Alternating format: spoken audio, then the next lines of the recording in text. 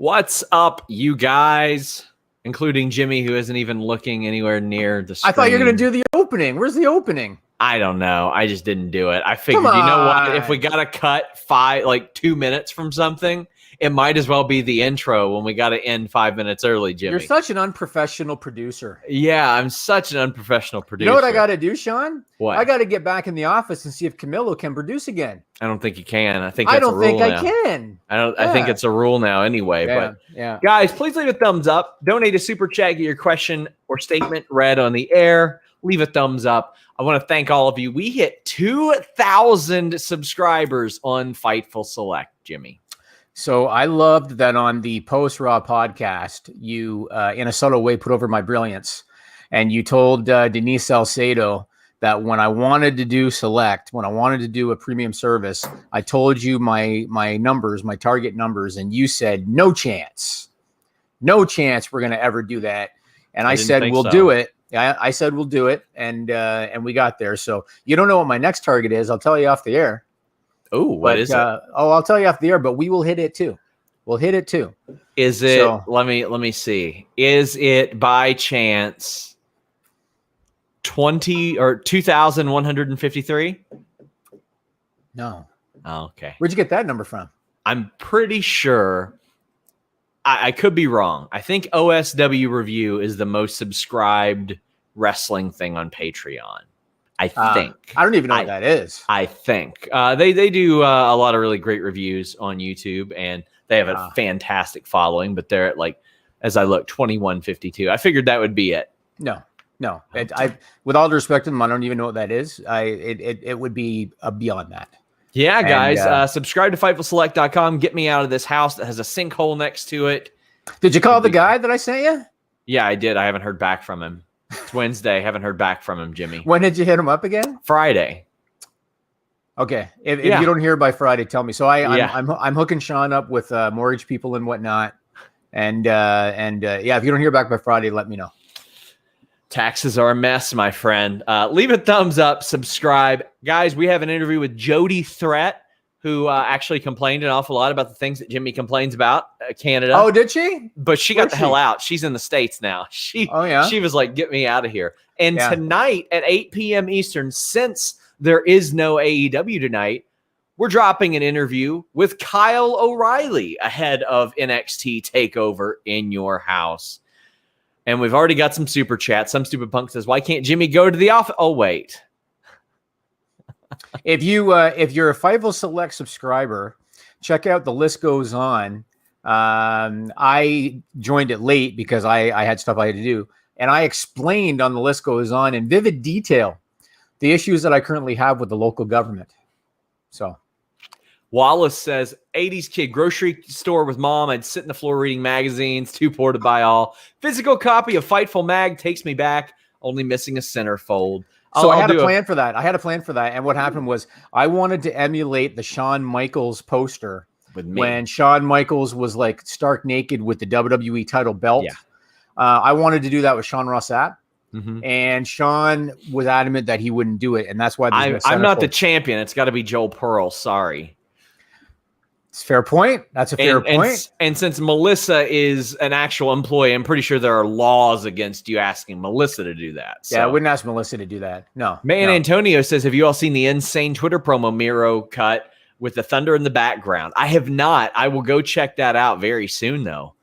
And, since they mentioned Fightful Magazine, here it is right here. I was going to put it over last week, and then we had to deal with WWE's bullshit, and I didn't want to lighten the mood by talking about this stuff.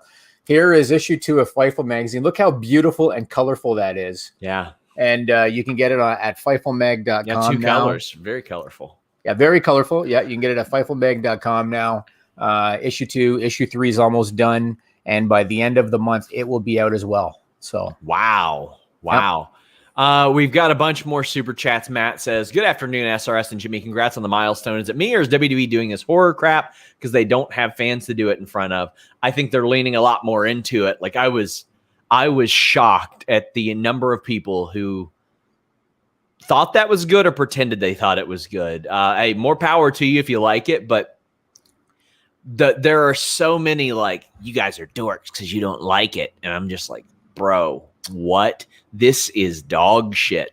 And so what I did, Jimmy, I screenshotted WWE's Are You Serious, which was a show that Road Dogg and Josh Matthews did about 8, 9, 10 years ago, where WWE would make fun of things that happened in WCW. One of those things was the Chucky doll, Jimmy. And now they're doing the same thing. Well, not the same, because Chucky has more name value than Lily. I was just going to say, at least Chucky had somewhat of a brand. And that was still bad. Somewhat of a presence. Did they ever put Hogan and Warrior on that? I'm what sure were they thinking? Did they? The mirror? Yeah. I'm sure. Okay. I mean, you know what? Entertainment is subjective and wrestling is subjective. And if you like it, that doesn't mean that that you can't, because we don't. So it's totally up to you. My issue with it is nobody gets over. No. It's like, what are you going to do? Are you going to put the strap on a stuffed doll? You know what I'm saying? Nobody gets over. You're making a former UFC fighter look like a piece of trash that doesn't even deserve to be in a championship picture in any capacity. You're putting over a stuffed doll. An inanimate object is what you're putting over. It's stupid. All right. It was stupid when they did it with Rocco. It's even more dumb now. And that's just my opinion. No one's getting over with this. And how does Shayna Baszler come back from this? You know what I mean? I mean, Alexa Bliss, yeah, maybe you take her off TV for 6 months. You have her come back. Her first day on Raw, she does something. She throws the doll in the trash. She moves on. They could do it. But it's stupid. I mean, nobody it's gets WWE. over. They won't take her off for 6 months. She'd just do it first week back. Fair. I think that'll happen in August. Yeah, fair. Josh says, what chance that Tommy End goes back to WWE? I'm going to say 60%, Jimmy. Yeah, I mean, he was very appreciative of everything. He was very appreciative of the opportunity, and he put over Vince McMahon, and he even put over Zelina's departure. Now, he didn't put it over, but he didn't crap on the company. And all due respect to him, I think he's a good performer. It was weird to hear him say, plans change as a cop-out, and then he goes on to talk about, like, 6 plans that changed. Right. It happens. It just happens. But I think he's going to head back, and I think that Braun Strowman is going to head back as well. Really? What makes you think that? I don't think Braun. Braun's asking price is really high, from what I understand, over like 1,100 or maybe 1,000 or something like that. But I think that for what? 1,000 appearance, like for match, yeah, for a match. That's actually not terrible, is it? Well, I know it's 5 figures. Yeah, I mean 5 figures. So or okay. I feel like I read somewhere that it was 5 figures. I haven't heard that personally. You said 1,000, and 1,000's okay. Well, there you go. Like just to give you an idea. So sorry to cut you out. Just to give you an idea. So back in the late 90s, early 2000s, and I understand wrestling was more popular then, Jim Duggan was commanding that or less. Damn. Like 1,000 for Braun Strowman. I don't think that's that bad. Oh yeah, 1,000. Okay, yeah, I misspoke. Okay, I misspoke. 10,000. Sorry. Okay, now that is significant. That is significant. Evan Wright says, is WWE just sabotaging careers at this point? No, they're lazy. Lazy. Yeah, and I don't even want to say they. It's Vince McMahon. I think. I'm sorry. I think sometimes saying WWE and saying they, it's almost like you're penalizing other people on the staff. It's Vince McMahon. Some Stupid Punk says, oh yeah, I did see that on Fightful Select. It was among so much amazing and exclusive content. It was staggering. Just got my magazine. So much stuff. Well, let's get into the topics today, Jimmy. And I want to say one thing too. If anybody that got the magazine, if you take a picture of yourself holding it, and if you post it on Twitter, I might do a collage in issue 3, and I might include you in it. There you go. So ironically enough, the first person that did it for me was Matt Cardona. He's the first guy that took the picture. So, well, guys, get your super chats in, and we will tackle your subject. The first one is one that you can lend some unique insight to, Jimmy. It says, with the WWE meme stock increase, if it sticks around 65, 68, how would that change your rough evaluation of last week's releases and a possible sale? Does that basically make the releases moot financially? The releases were already moot financially, because and again, I don't want to disrespect anybody, but we talked about this last week. Ballpark, they're padding their bottom line by 100 million, given those releases. Ballpark, and I know 100 million sounds like a lot to people, but when you can command 4.5 billion plus in a sale, and as I mentioned last week, I think that's an undervalue. I think that they'd probably be looking 5 plus on a sale. If you can get that, 100 million is not that significant. So to me, that the releases were already kind of insignificant in terms of the company's valuation. So yeah, that's the answer to that question. What'd you think of that jump? I mean, WWE has, I don't want to say reduced to a meme stock, but they were utilized as a meme stock today. Yes, absolutely. So I don't pay attention to Wall Street Bets anymore. I used to, and you know, when Sean told me about what meme stocks were, and then I heard about Wall Street Bets, and I checked it out for a while, and they're all pumping GameStop and everything. The reason I stopped paying attention to it is because a lot of people lost money they couldn't afford to lose because they listened or they paid attention to what was posted on Reddit. Yes. So there were people that took out loans that they couldn't afford, put all of it into AMC because people on Reddit told them it was going to go to $100. And they believed them, and it didn't. And they lost their shirts. And because of that, I don't pay attention to Wall Street Bets anymore. But there is no question the power that, you know, that people this day and age on the internet have. And you know what? Good for them, because they're targeting the shorts, and the shorts have targeted companies for decades. Yes. Right. And so now these retail investors are targeting the shorts, and I say good for them. Good for them. I heard that people that had shorted GME at GameStop and AMC lost somewhere around $4 billion within like the last week and a half.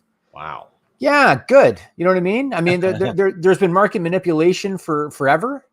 And if people don't understand what shorts are, I'm not going to bore you with detail, but basically they bet that the stock is going to go down on any company. They want the stock of any company to drop, and then they want to profit off that drop. That's what short selling is.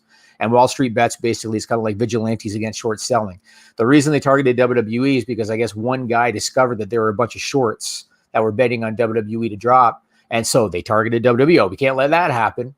And I haven't checked it in a little while. 64 right now. Okay, so yesterday afternoon, June 8, the stock went from 58.15 after somebody on Wall Street Bets started pumping it up to 67.56 literally immediately. Yeah. And then today it started to slow down just a little bit, but it's still up quite a bit from where it was.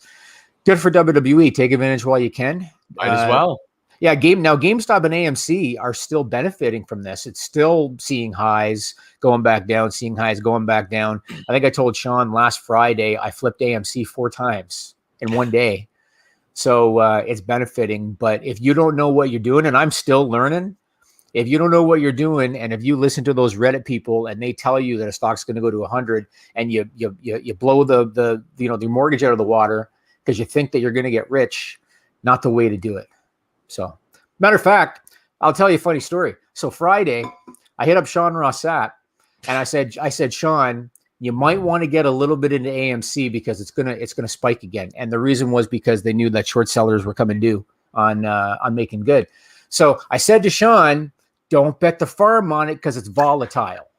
That's what I said. Don't bet the farm on it because it's volatile. But you might want to get in. Sean got in. He put in more. Don't say the amount. No, I won't. No, I won't. But Sean got in and put in more than he should have. And for the rest of the day, Friday, I had to deal with, I'm down 800, Jimmy. I'm down 1,000, Jimmy. Okay. I said don't mention amounts. I didn't say how much you bet. I didn't say how much. Okay, well, people can do the math there, Jimmy. It's not exactly exactly tough to figure out the trends there. So don't mention amounts. But let's just talk about who first told you about the AMC stock. Who was it on AMC when it was like 32 cents? Yeah, so you didn't tell me about the AMC stock. You told me what meme stocks were. So I had heard about GameStop because it was in the news. But I hadn't dug into why is GameStop on the rise. Like I hadn't looked into it. Sean mentioned to me meme stocks when we were talking, and I didn't know what the hell he was talking about. Didn't mention. I outright just told you. I said, "Do you know what meme stocks are?" Yeah, I had no idea, and so he told me about it. But since then, I've become more knowledgeable on the market. I've been doing better. But I've learned, this whole diamond hands thing and this whole it's going to go to 100. Don't listen to that shit. Don't listen to that shit. And to the moon, all that. Yeah, let no one to get out. So I think Sean got out at 55. I did good on it. I made some money on it. Yeah, but you got it at 55, and I think I had told you like hold it a bit longer. It's going to go up. I ended up getting out at 60. Yeah. And last I looked, it dumped. I think it dumped like 50. I've made some good money in the stock market over the last year, just like kind of looking at trends. And basically my method, and I don't encourage anybody else to follow this because we were in a unique position. Last year I wanted to buy a house. It wasn't possible because I'm an independent contractor. There's a lot more shit I got to go through. So I had a lot of income that was just sitting there that I had saved. And I was like, well, I know that hotels are going to recover. I know that airliners are going to recover. I know that tourism attractions like cruises are going to recover. And I thought the same about movies. If this were a year ago now, I would not have invested in the movie theaters that I do now, because I came to realize that a lot of people don't even want to do that. They don't want to pour their money into that. And that's not something I could have predicted then. Right. But all those things recovered, and I did pretty well as a result, because I would look at what was their height right before the pandemic, not the height of what that stock was in general. It'd be the height right before the pandemic, because I think that's a realistic end goal for after the pandemic. And a lot of these stocks dropped by like 70, 80%. And I was like, you know what? If it increases 20, 30%, right, that's pretty good. I think last year I even showed you, I think it was like a 35, 40% yield on on that stuff. I was which doing is really great. good. Yeah, which is great. I'm going to be curious to see if once everything is back open in the US, which pretty much is now, I guess, but I'm going to be curious to see if the studios are going to stop releasing the new movies digitally and go strictly to theaters. And I'm going to guess they're not. I think they're going to keep going with the digital stuff. Mm-hmm. The reason I think it is because they're essentially cutting out the middleman. And in the case of Disney, they're giving you another reason to sign up for Disney Plus kind of thing. Myself and my wife went to the first movie that we'd been to in a year and a half.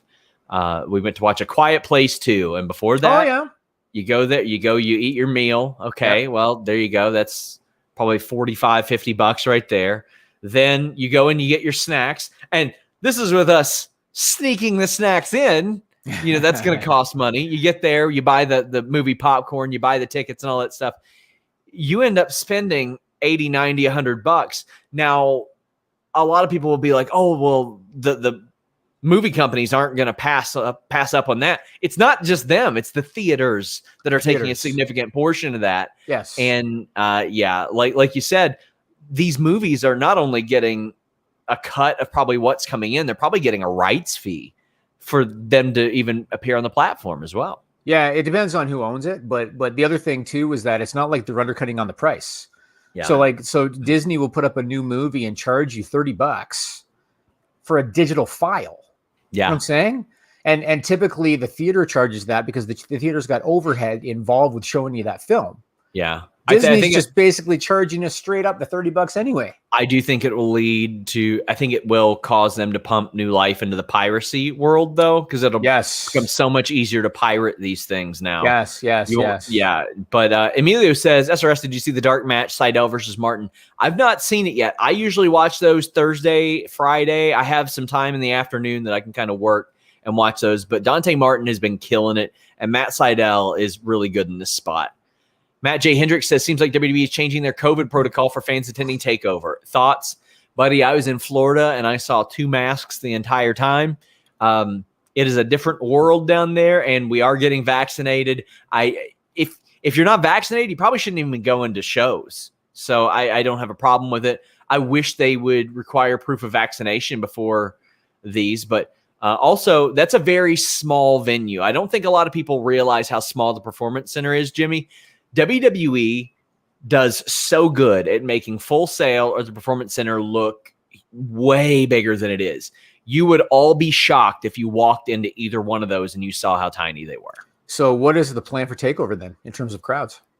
They have invited some people, and a negative test is no longer required. I'll pull up exactly what I was sent.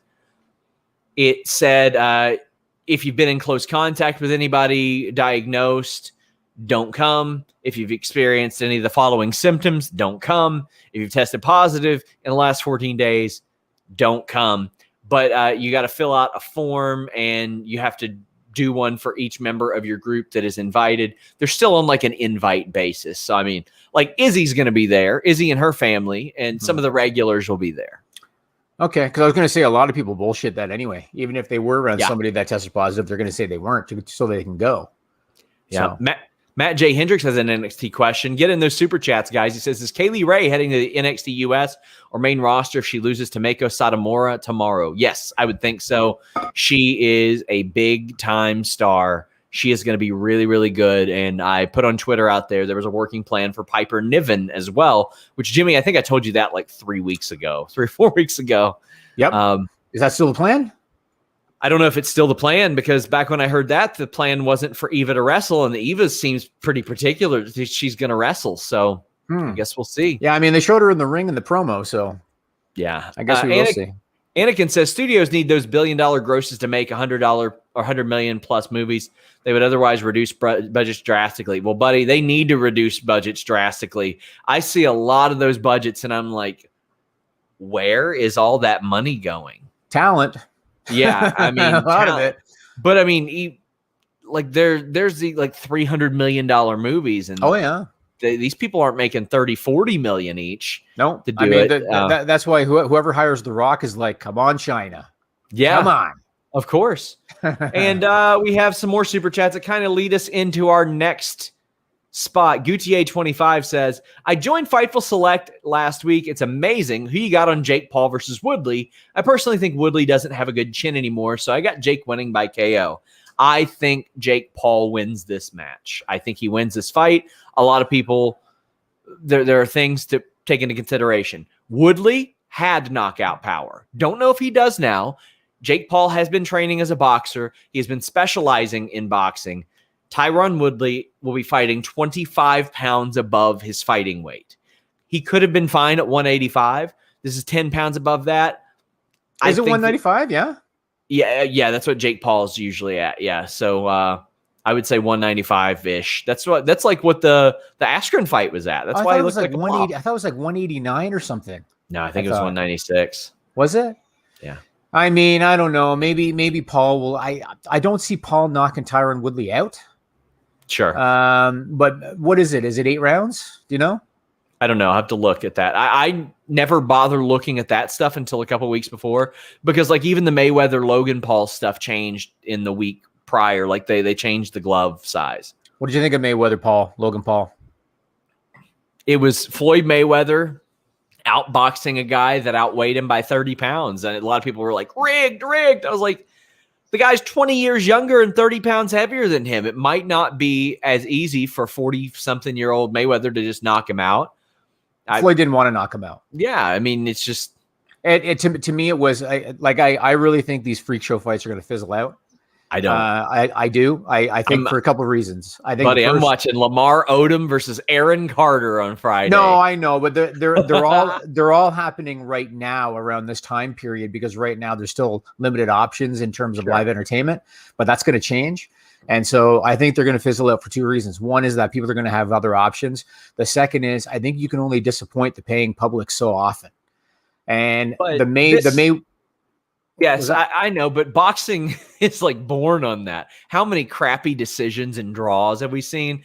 And without doubt, Jimmy, whenever there's a major boxing fight, somebody always says it's rigged. The casuals always are rigged. This is so much different than like China versus Joey Buttafuoco or whatever it was, or Screech or something like that. It's definitely different than that. But I watched the fight. And number one, the live crowd booed at the end because Logan Paul was not good. I couldn't believe that people were saying, "Oh, Logan Paul was better than I thought." I thought Logan Paul was crap.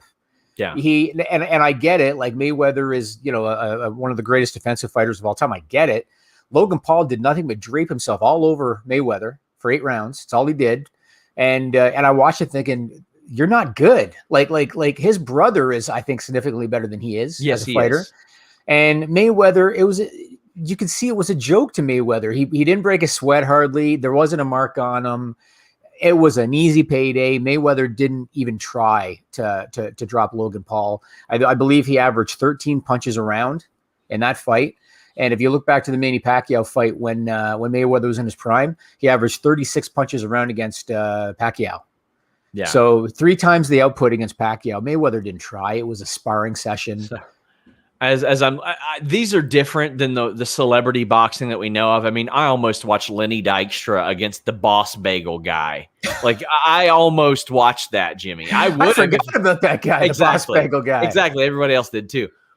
But I mean, like Danny Bonaducci and like Todd Bridges, those were the celebrity boxing people of the past. These are big celebrities. Like Logan Paul and Jake Paul, they're huge celebrities. Floyd Mayweather's still relevant. Askren and Woodley are not that far removed from being relevant. Fun fact, do you know who China replaced in the fight with Joey Buttafuoco? Nope. John Wayne Bobbitt. Okay, He got his wiener cut off. Yeah. But I got to say, Tanya Harding versus Paula Jones, they ran that one back. I'd watch it today. Yeah, I love freak show fights. I think I'm just not the target demo. To me, Logan Paul and Jake Paul are nobodies to me. Like well, I don't care anything about them. Yeah. Like I've never watched a second of anything that they've done, but they're still huge celebrities, and people want to watch them. I think people want to see them get knocked out. Yes, although Jake Paul more than Logan. But it doesn't matter as long as you're getting paid. You're right. Absolutely. Yep, you're right. Eric Rivera says WWE disappoints, and they're still around. Yeah, fair. Some stupid punk says horror movies are great for budget. Spend $3 million and make 40. Speaking of, I think Vince saw Annabelle. That's why Shayna's now possessed by a doll. I've actually got a script in mind for a horror movie just because they are so low budget. Something I'm going to work on in the future. But yeah, horror movies yield so much money. I just don't think WWE's horror movies are going to yield. I mean, See No Evil did, but this isn't See No Evil. This is Monday Night Raw. What is your movie idea? Like, does your sinkhole swallow your house? Like, what's the... Yes, it is my living nightmare every single day. Vincent Millage says, Elias should be the face, not Riker. Have Elias come out on Raw and do a walk with Elias segment. I think people would love it. Yeah, I think it's tone deaf to do Riker as the baby face here, Jimmy. It's shocking. Well, okay, no, it's not shocking because it's Vince McMahon. It's not shocking. Vince McMahon is completely unaware of Riker's everything in terms of his social media, his comments. Vince McMahon is completely unaware. He sees a guy who was a veteran, and he's kind of rolling with that. And so as soon as I saw Riker on Raw, he cut his hair, he trimmed his beard, he's got like American flag on his trunks. He looks like Matt Cardona that's seen some shit. Maybe a little bit. But when I saw that he actually went through those physical changes, I thought, oh boy, they're actually going to get behind this guy. And live crowds, it's kind of funny because when live crowds return, and it's not going to be long now, when live crowds return, the doll stuff, they cannot do it in the arena because it's going to get shit on. They cannot do Jackson Riker as a babyface. I don't think it's going to work out. So as soon as they're back live, things like this and zombies and this nonsense is going to change. But for the time being, we still got to deal with it. I mentioned Cardona earlier. We got a super chat from Evan that says, need Jimmy's thoughts on the Cardona angle video. Jimmy, I loved that. I thought that was one of the most self-aware angles that I've seen in a long time. Matt Cardona knows that he is everything that the GCW audience hates.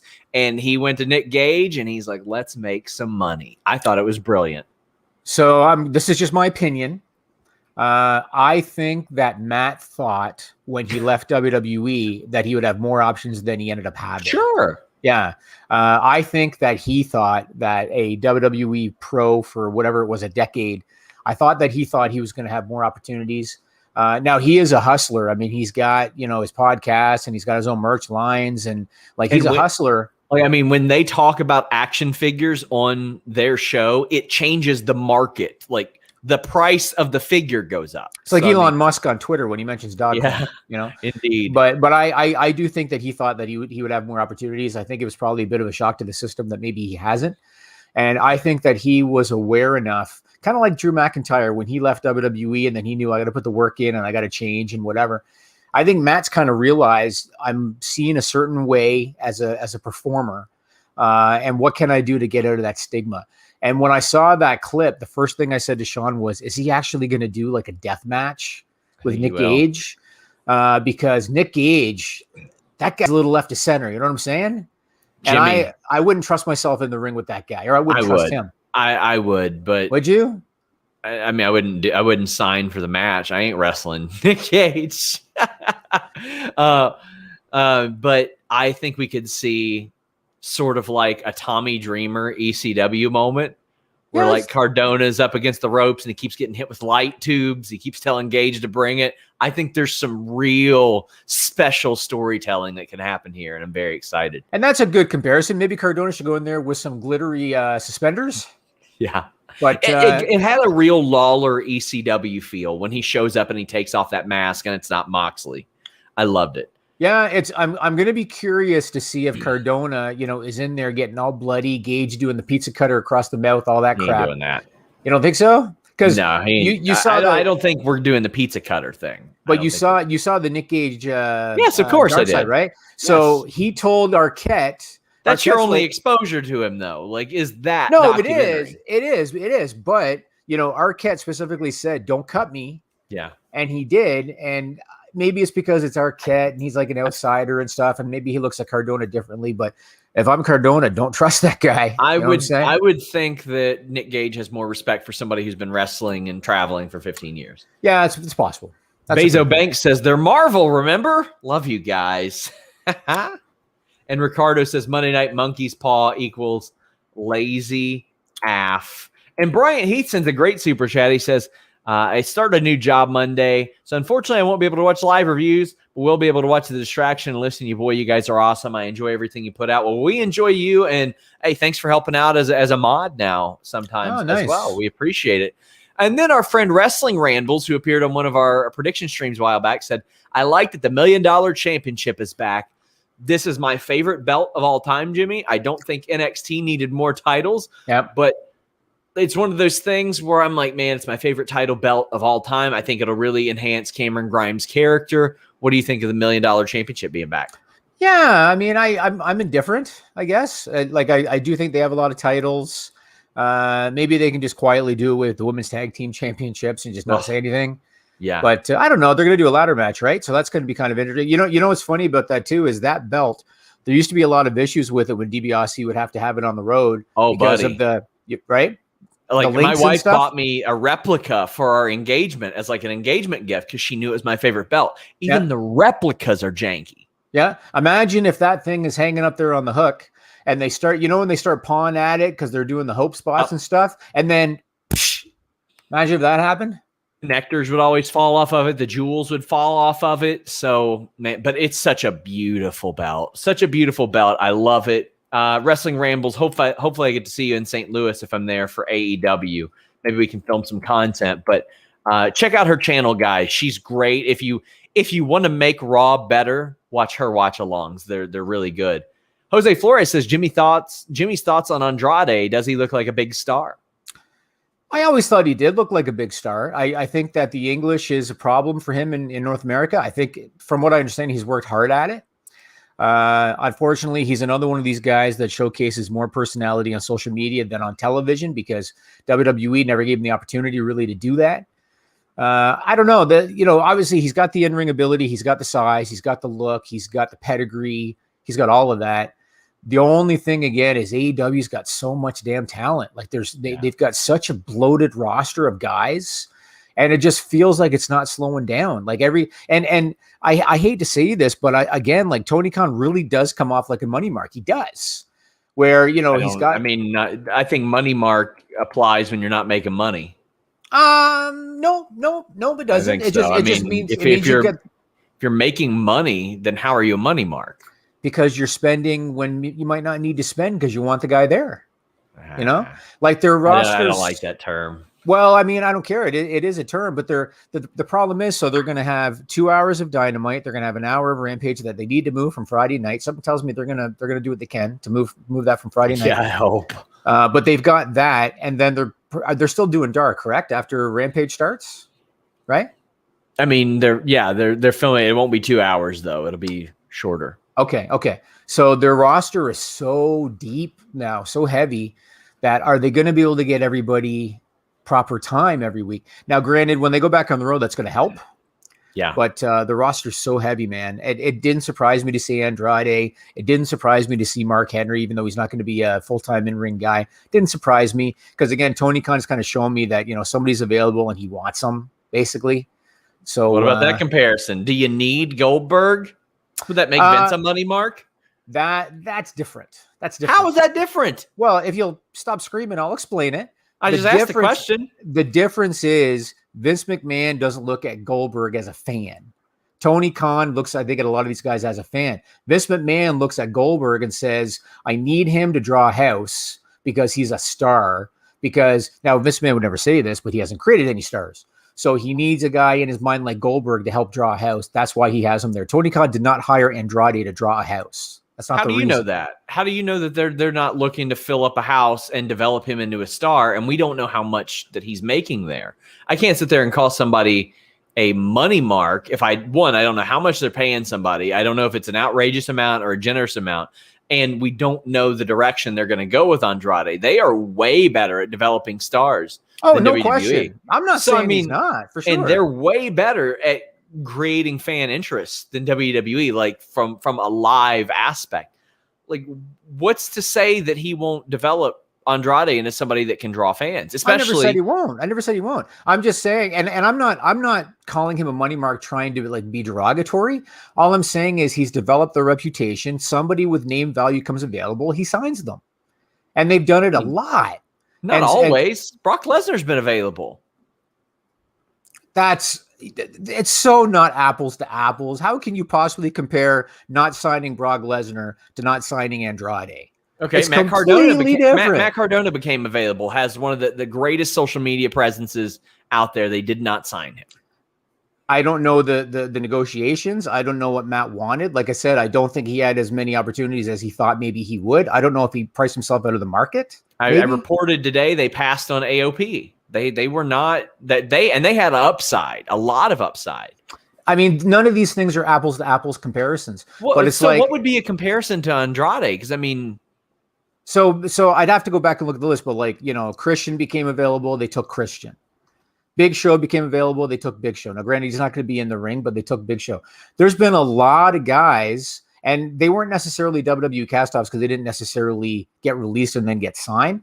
But there's been a lot of guys that came available that had, WWE pedigree, and they picked them up. There's been tons of Zelina, she isn't there.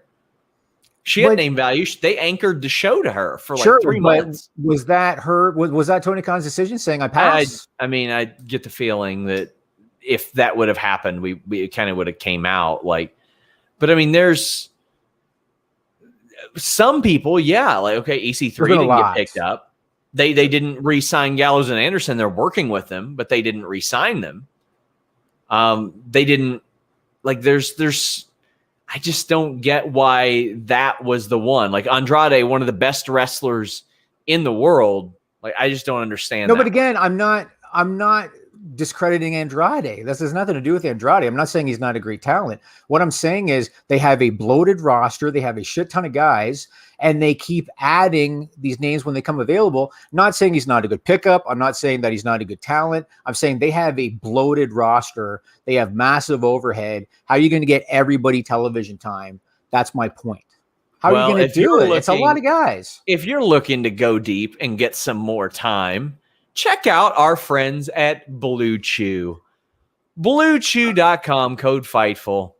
Get that first shipment free. That confidence can take you far in life. It's summer, it's camping season, and we're going to teach you how to pitch a tent with BlueChew.com, code Fightful. The process is so simple. You sign up at BlueChew.com. You consult with one of their licensed medical providers, and once you're approved, you get your prescription within days. It's all done online. No doctor's office, no awkward conversation, no waiting in line at the pharmacy. It's made in the USA, prepared and shipped direct to your door in a discreet package, so your mailman will not know that your package has arrived, but somebody else will when you use BlueChew.com, code Fightful. Lasting impressions are important. So maybe you're about to get that little, for the first time with that person. You want to make that good impression.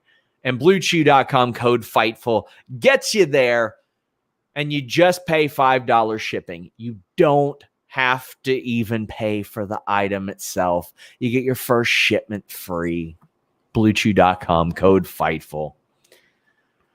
It's all about that confidence. And listen, if you don't want to be a money mark, get your BlueChew.com code Fightful free. We have some super chats. 69 names Deegan says, out of touch, lazy. It's almost like Vince is 84 years old. How come you're not putting the super chats on the screen? Well, some of them I have to save to a topical point, and they have gone away, so I can't apply them, Jimmy. You could ask me this, off camera, as opposed to bringing the show to a screeching halt. I like our viewers to be part of the experience. Well, you know what I like? A show that runs smooth. That's what I like. You didn't have an opener.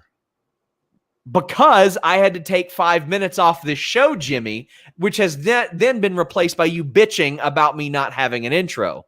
I'm on Quizzlemania today. We're ending at 3:55, so I had to chip like 5 minutes off the show. So what do? I cut the intro. I think the world's going to be okay. Isn't it 69 names Deegan says, get Vince out of here. I think we all know that Vince not being in creative would be probably the best. Maybe a consulting spot would be good. Handle some other aspect of things. It's just so... I think they need to put him in the basement with the red stapler. Oh gosh, that's what they need to do. And maybe they make him think that he's of value. Like you let him write something, but then you never actually look at it. It's like when you give your brother the video game controller and it's not plugged in. Something like that. Yeah. Jose says you're moving the goalposts. Yes, Jimmy was moving the goalposts. No, the province of Ontario is moving the goalposts. And they continue to do it. And I'm pretty sure now that the daily case count is going to have to be a negative number before they let us go back to the office.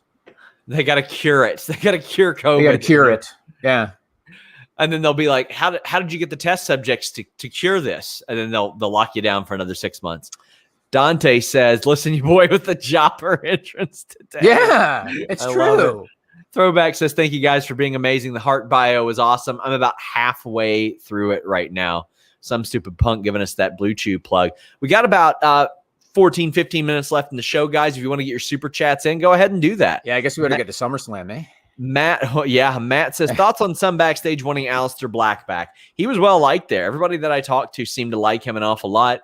Talked up his work ethic an awful lot. I think he'll probably end up back there, but we spoke about that.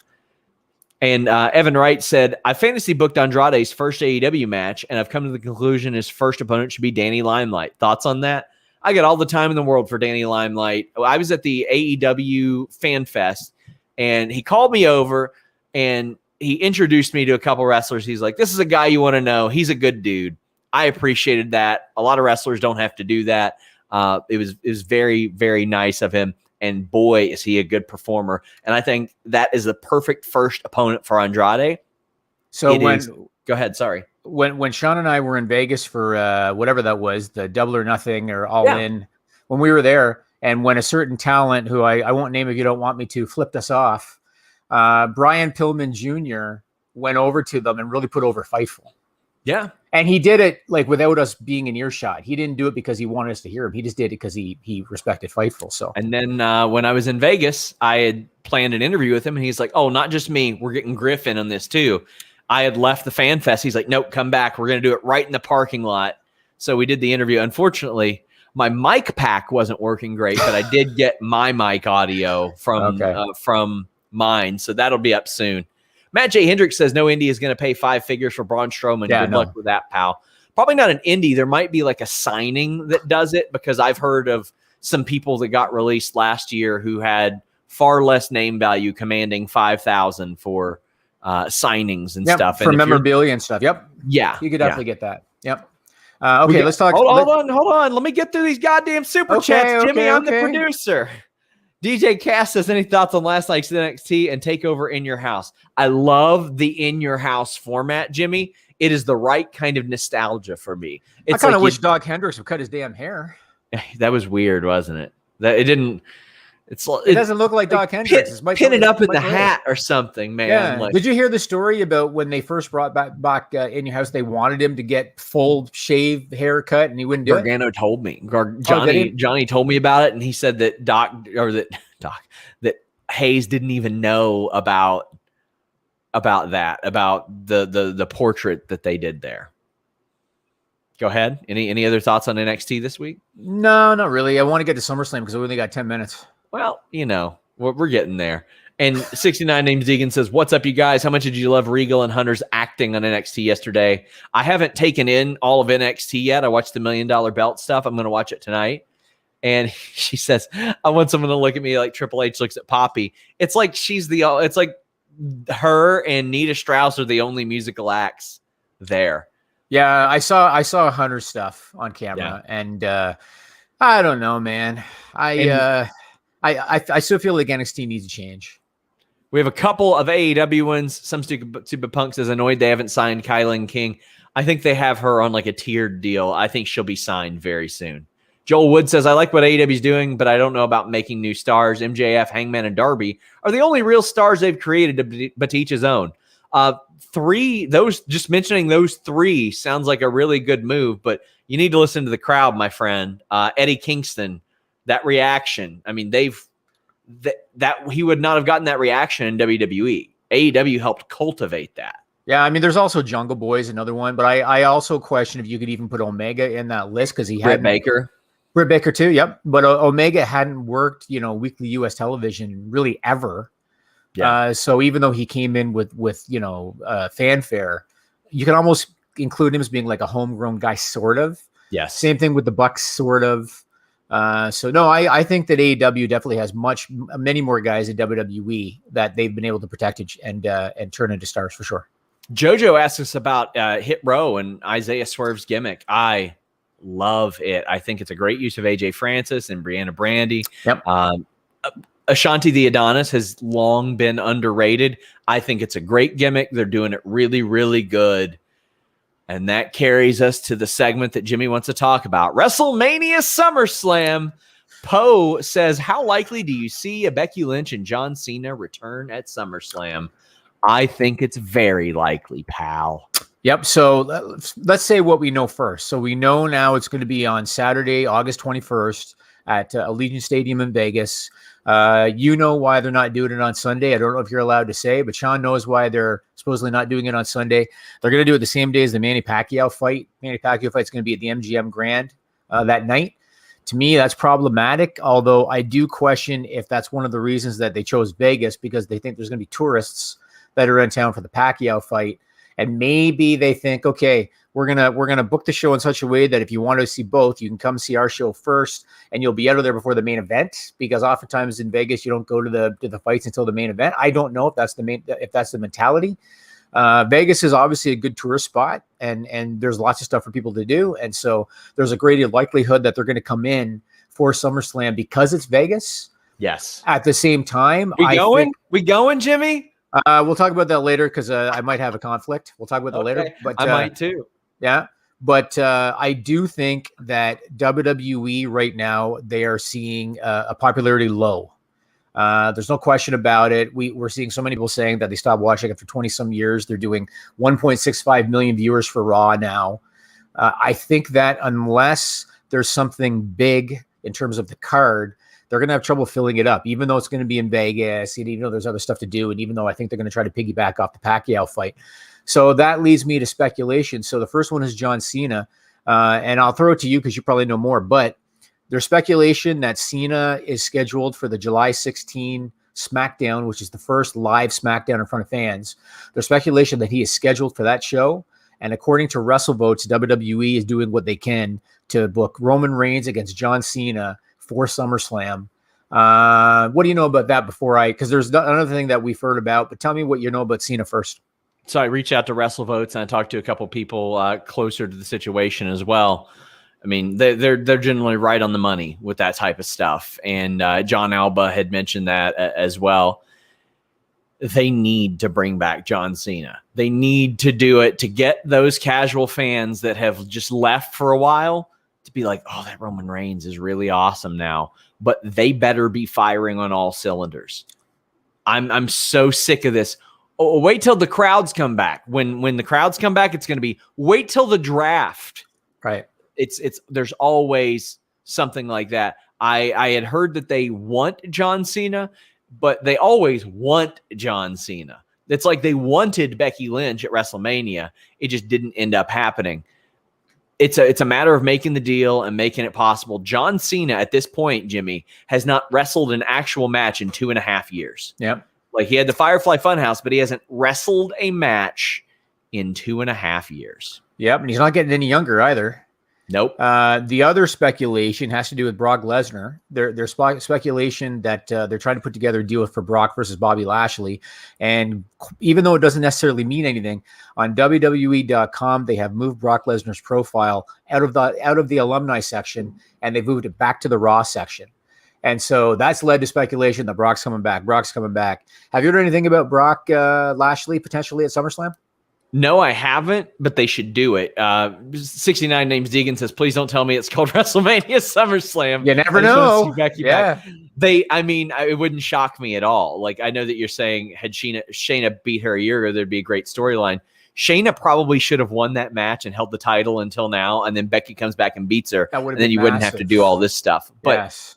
When I asked about Brock and WWE for WrestleMania, I was told, I don't even think any conversations have happened. So that would be a big shift when like hardly any talks have happened. Because when I asked last year when they removed, I don't want to say removed the profile from WWE, they moved it from Raw or whatever. They took him off the shop briefly. Yeah. I was told, oh, this is a conversation that happens every year. It's just taking a little bit longer this year. Oh, man. Some stupid punk says Ollie told Luke you yell at him for excusing WWE. Yes, I do. I don't like when people say, you really expect WWE to? Yes, I do. I expect them to care. I always expect them to care. Bear says, do you see Lashley and Brock at SummerSlam? If not, who fights Brock? It's more of who fights Lashley.